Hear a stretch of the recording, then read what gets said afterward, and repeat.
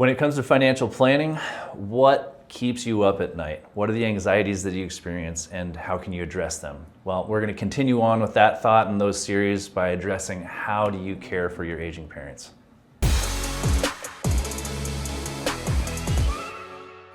Lately, I have been collecting some of the most common concerns that our clients have. The goal being to offer perspective and tips for each one of those topics, or maybe put another way, some opportunities to address what keeps you up at night. The anxiety of finance can permeate any area of your life, and so it's important to go ahead and say, well, what are those different areas and what are the topics that we can address, and how do we actually plan for those things, and how do we help alleviate that stress? So today I want to talk about really a growing challenge that's facing millions of families who are known as the sandwich generation. And that concern is, how do I take care of my aging parents? So for those of you who don't know, the sandwich generation considered adults who are simultaneously raising children, building careers, planning for retirement, and at the same time helping aging parents navigate healthcare, finances, and then ultimately elder care. And while that title can sound cute, I think it's anything but. Probably a better analogy would be a vice squeezing you from both sides. And the stress that is coming from either side can really feel overwhelming quite a bit. Part of that is the emotional element of what I consider to be one of the hardest parts of caring for aging parents is that life kind of suddenly asks us to change seats. You know, for decades, our parents were in the driver's seats. They were the ones who were making the decisions. They protected us, they guided our family and those sorts of things. And then almost without realizing it, the role shifts. And that's a really difficult transition for everyone involved. Parents may fear losing their independence. Adult children often fear about making the wrong decisions. You know, as a financial advisor, I've found that one of the biggest financial decisions that families often make happen during times of transition, right? It's not during bull markets or recessions, it's during health events, it's during retirement, it's during the loss of a loved one. And those life key moments are oftentimes when we make some of those largest decisions, and they can have lasting impact. And not surprisingly, the families that plan before a crisis almost always have better financial outcomes and significantly less stress. So here's a few strategies to consider when you talk about how do I care for my aging parents. So number one is start family conversations before they're necessary. One of the most valuable planning tools is not a financial product, it's communication. So don't wait until a medical emergency forces difficult decisions. Instead, we recommend this quite a bit. Schedule a family meeting and discuss a variety of different questions. Those questions can be, what are your parents' wishes if they need assistance? Do they want to remain in their home? Who will help them make financial and healthcare decisions if necessary? And it doesn't have to be one person, it can be multiple people. And then have they shared where important legal and financial documents are located? Let me say from the outset, these conversations can be uncomfortable, but they are one of the greatest gifts that families can give each other. They're not so much about the dollars and cents and who gets what. They're meant to create open and honest conversations about family goals and concerns.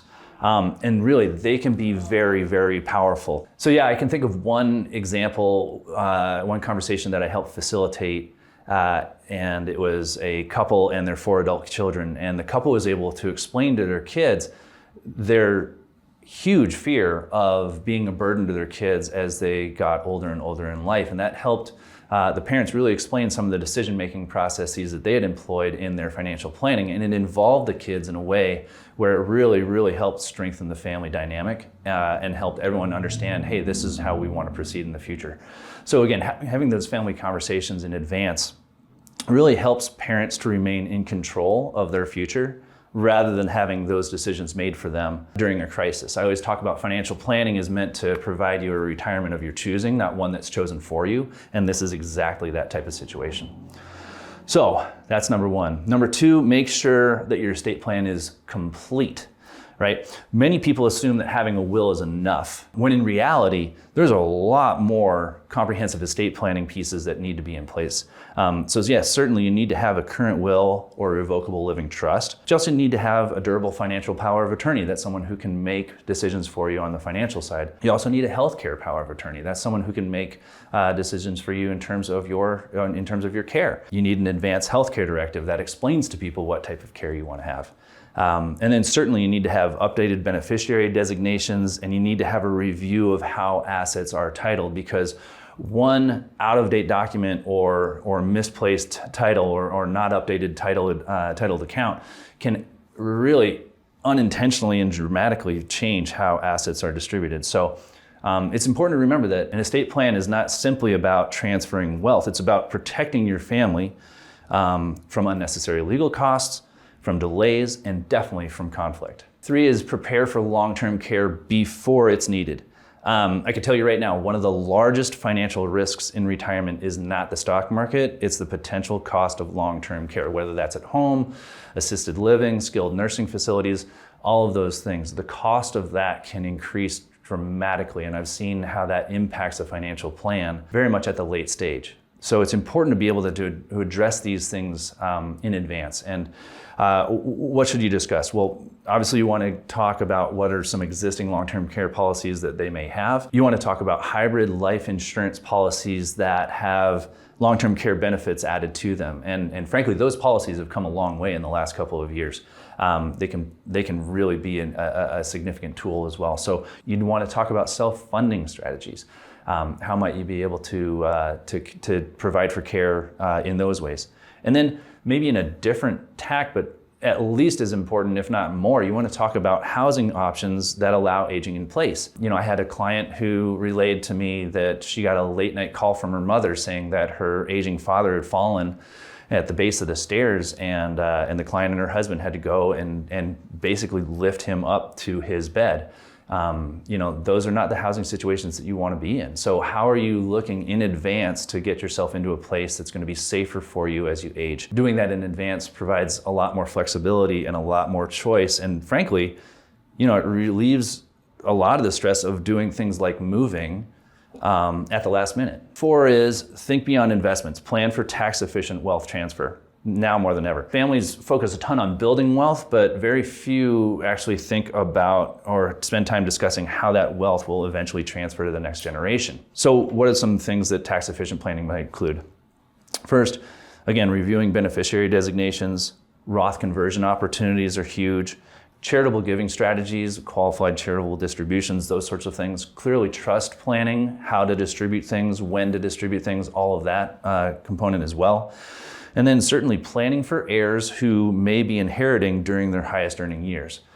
Certain regulations in the last couple of years have certainly brought that to the fore as well, and those are some considerations you need to take on. On this angle, the goal is not about leaving more money, it's about helping your family keep more of what you've worked so hard to build.